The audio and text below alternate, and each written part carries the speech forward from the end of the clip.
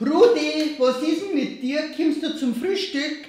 Ein Kernelbrot gibt's, Nussschnecken, Schokohärndl und Amerikaner. Hört sich gut an. Ich möchte aber erst noch meine Gürtelprüfung machen. Was möchtest? Die Gürtelprüfung? Geh, seit wann gehst denn du zum Judo?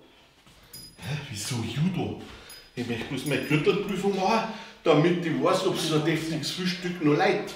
Jetzt, wenn ich in das Loch reinkriege, habe ich die Gürtelprüfung bestanden. Ah, wunderbar. Ha. Was hast du gesagt? Nussschnecken.